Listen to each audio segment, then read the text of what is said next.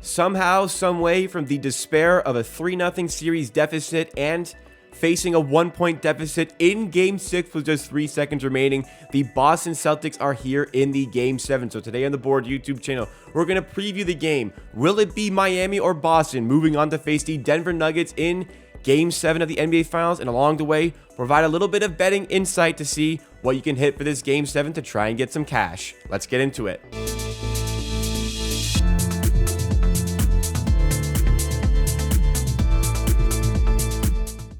One of the craziest finishes we have ever seen to an NBA playoff game, let alone an elimination game. Derrick White, with 1/10 of a second remaining, sends this one to a Game 7. Let's first of all react to that Game 6 that we saw.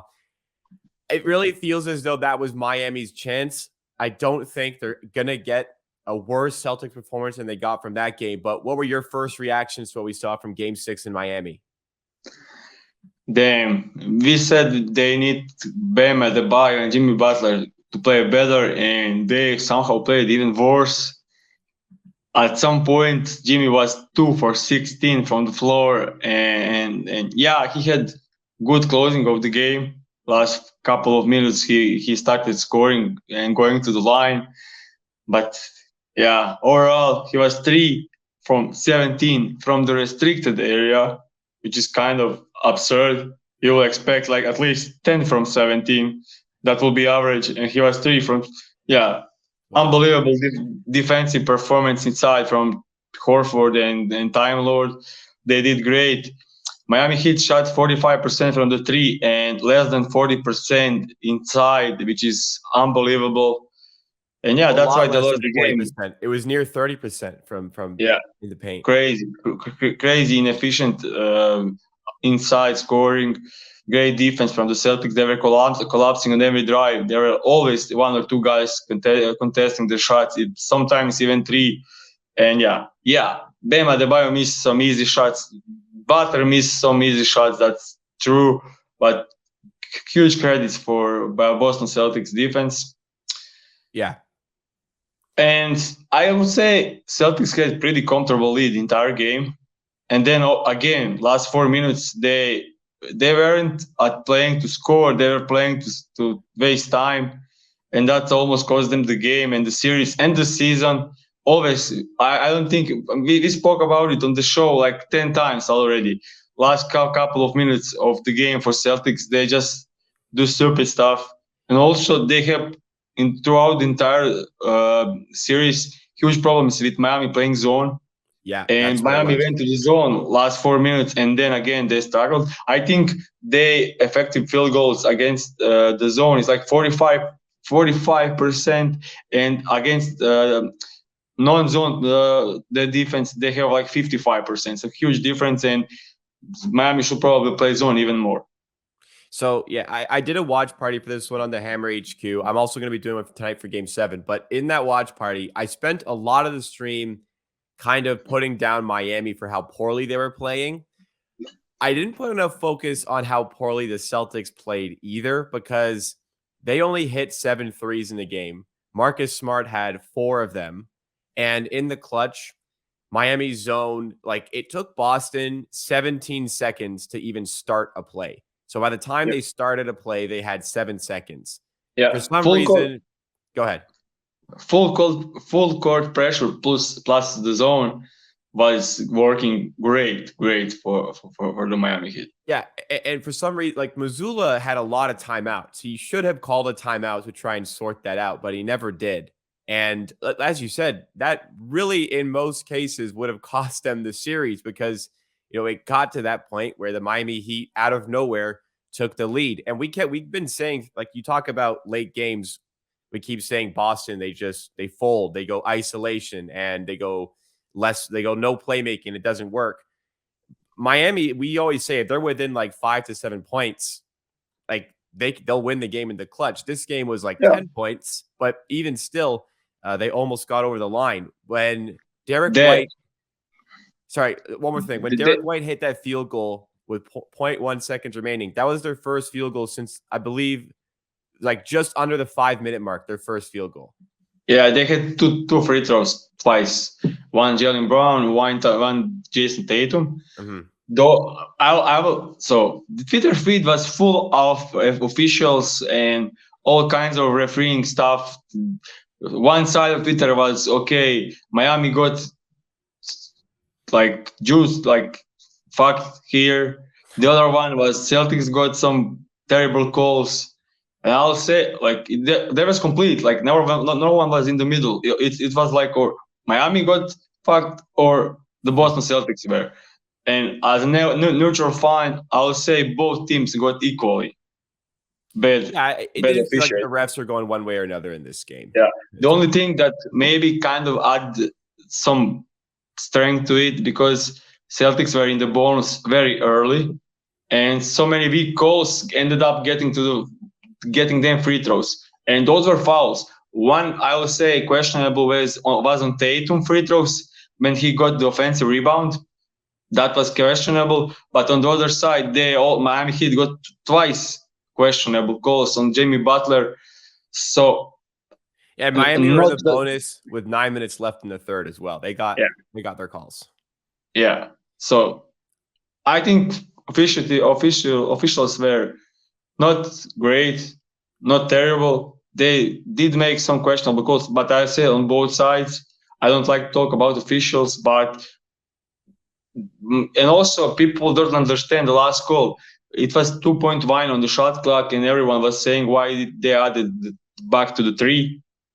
If people misunderstand, it's not when Jimmy Butler released the ball. It was when he started the shooting motion. So it was probably 2.9 or 3-0. So it's all good. Like no problems with any calls late. Yeah. Just I honestly don't understand. It was 3 seconds on the shot clock, so that's more than enough to get the shot off and to get offensive rebound. So not boxing out, not even trying to get inside to protect to get rebound on season deciding maybe game. That's inexcusable. I partially agree. People are blaming Strus for that. Strus was on the inbounder, which was Derrick White. He doubled off, so the ball didn't get to Tatum. Yeah. And then Derrick White immediately cut to the corner for a pass. And as soon as the shot went up, he was already past Strus. Like Strus, there was no way Strus could have gotten back. Could other players have gotten in there? Sure. But they're also focused on not letting their guy get the ball. Yeah, I don't blame Miami as much for the box it's out. not on the truth because Spoelstra told him to turn his back away and double. And they took away Tatum, they took away Brown. They made Marcus Smart shoot the last shot. That was successful. And the ball bounces perfectly in Derrick White's hands off the rim.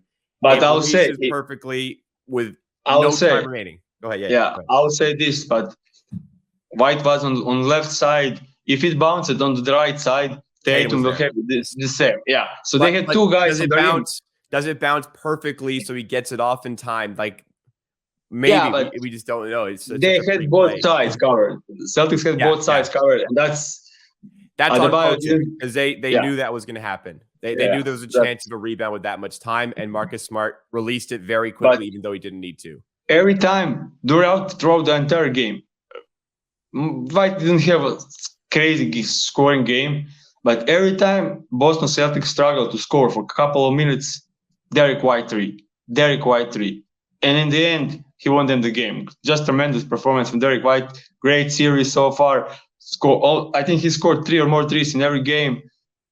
In the game where they struggled to make threes, Tatum and Brown combined 0 from 12, and then to have Derrick White to score 3 threes is unbelievable. And defensively, where Jimmy Butler feasted on that matchup in the first 3 games, he could not move Derrick White in Game 6. Derrick White was a wall on defense. Before we switch to Game 7 talk predictions, I want to make it clear for people on the challenge Mazzulla had, that was going to be reviewed for a 3-point play regardless of the challenge. They would have reviewed if his feet were behind the line. So he was taking 3 shots anyways. What did change as a result of the challenge was their ability to look at the clock.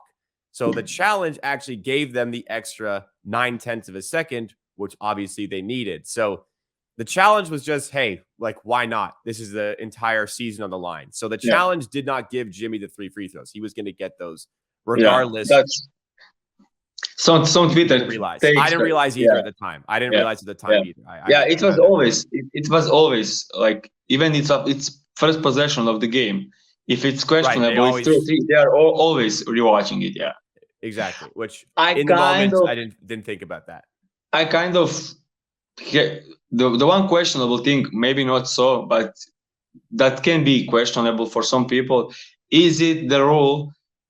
Did Jimmy Butler double dribble? And it's kind of fumble rule, and it's like not clear rules. Did he have control of the ball? Didn't. But I think like that's only like questionable part of that play. He can so he dropped it. He can regather it, but he can't dribble after regathering it, which he didn't. He dropped it. He picked it up and he shot it. So to me, it wasn't a double dribble. But I don't. But it didn't matter. They lost the game anyways. I suppose. All right, let's flip to the Game 7 discussion here. Let's pull up the lines. I'm a little bit surprised to see the line movement on this one. I would expect the Celtics to be a little bit more favored here. We're going to pull up the BetStamp odds screen here. It's a 7 to 7.5 point spread, depending on where you're looking. The money line is at minus 285 for the Celtics on Profit Exchange, which it was actually for Game 5, despite the spread being at 8. Now it's at 7.5. But this was 8.5 on opener. So Miami are taking some money as we're getting closer to this Game 7.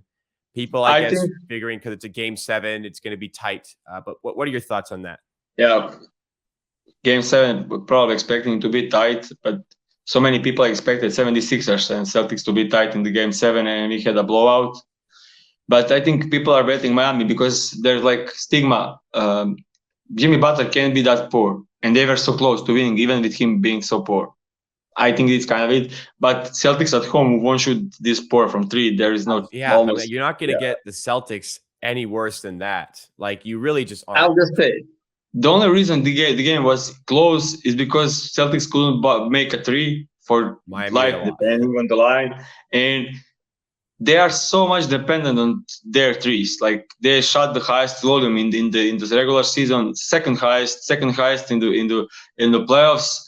There is some data when they shoot over 39%, they are like 6-0, and they shoot under 39%, they almost lose every game. So that's because they have the highest 3-point volume. So if 3 is not falling and it's most of their shots, of course they won't win. So I think at home they will see a better 3-point shooting, and that's very favorable for them. I think they figure out some of the defensive stuff. The Miami Heat was in the game because Duncan Robinson got pretty hot in the second half. First half was Kelly Martin carrying the team. So I'm so upset Duncan Robinson didn't play in the third. I'm so upset Eric Spoelstra didn't play him. The game was screaming for him, for his gravity and his shooting, and he did not even touch the floor in the third. They missed like 70 out of 21 shots at some point. Like on some period, on some extended period, they missed 17 out of 21 shots, and Duncan Robinson wasn't in the game. And he's not bringing only the shooting gravity. He started cutting. He started a lot of stuff. So some on ball reps because they play up on him, so he has the easier line to the rim. But it's credit to him for using it so well. So he improved so much and isn't anymore a cone on defense. Somehow they when you play zone, you can hide Duncan Robinson. And that's pretty big deal.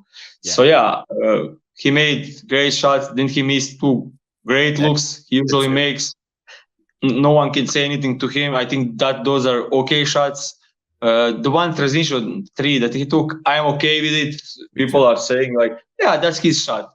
And now he missed the shot. You can foul and you can score again. That don't change much. Duncan Robinson wing all day. Yeah. So I'm okay with it. He played a great game once again. So I do think Boston will win this. As I was saying before, if it comes to Game 7, it's Boston time.